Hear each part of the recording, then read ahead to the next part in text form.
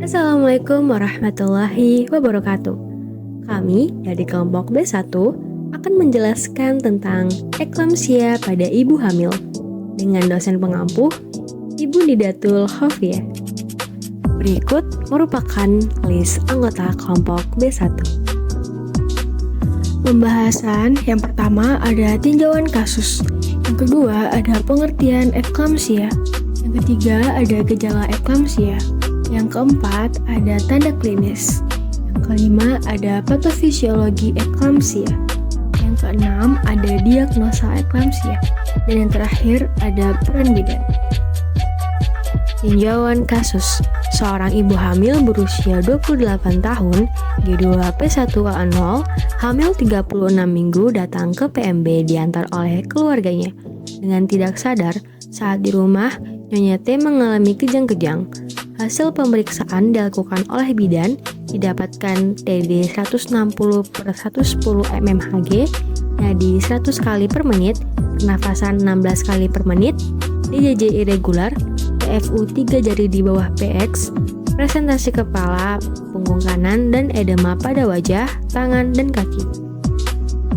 Pengertian eklamsia.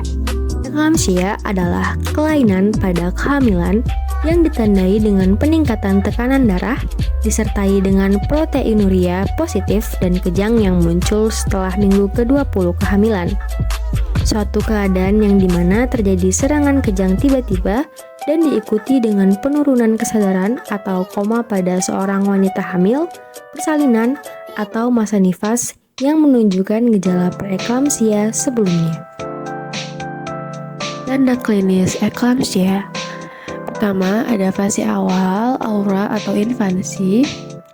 Fase ini terjadi sekitar 30 hingga 35 detik.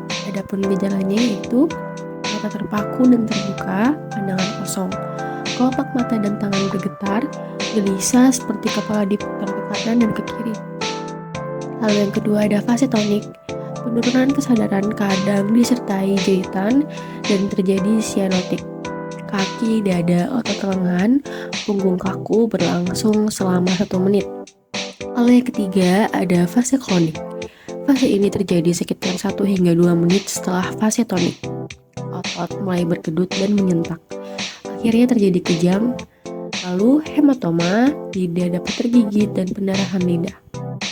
Yang keempat ada fase pasca kejang.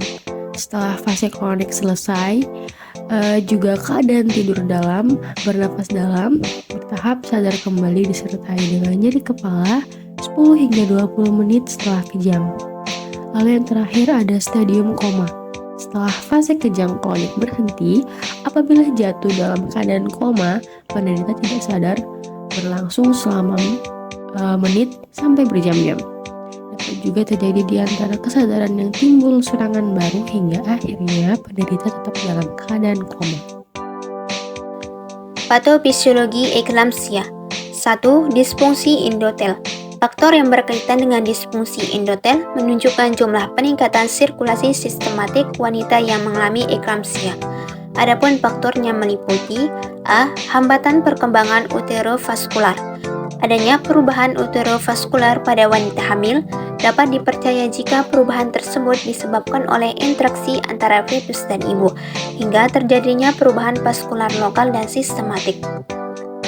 B. Inhibisi regulasi perfusi cerebral.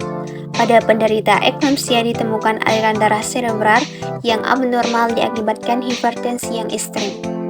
2. Stres oksidatif.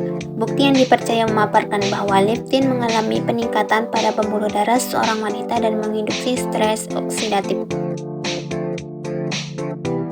Diagnosa eklamsia pada ibu hamil. Seluruh kejang pada eklamsia didahului dengan preeklamsia. Preeklamsia dapat digolongkan menjadi ringan dan berat. Penyakit ini dapat dikatakan berat bila ada salah satu atau lebih tanda berikut ini. 1. Oliguria, diuresis 400 ml atau kurang dari 24 jam. 2. Keluhan cerebral, gangguan pada penglihatan ataupun nyeri di daerah epigastrium. 3. Edema paru atau sianosis.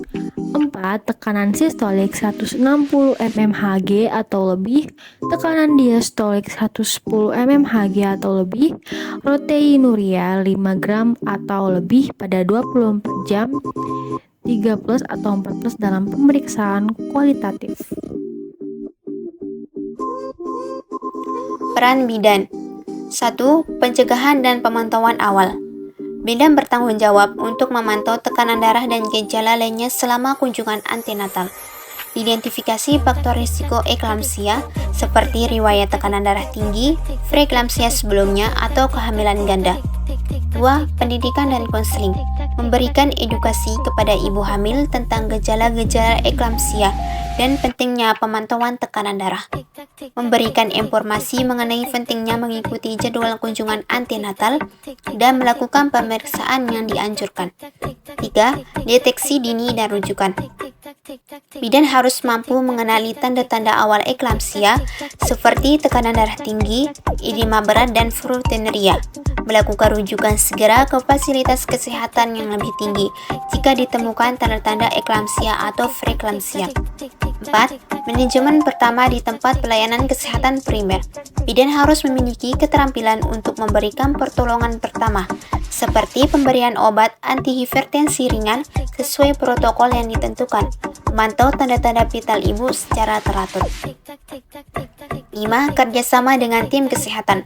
Berkoordinasi dengan tim kesehatan lain seperti dokter, perawat, dan petugas kesehatan lainnya untuk memberikan perawatan yang holistik. Berkomunikasi efektif dalam tim untuk memastikan pemantauan dan perawatan yang adekuat. 6. Dukungan emosional. Memberikan dukungan emosional kepada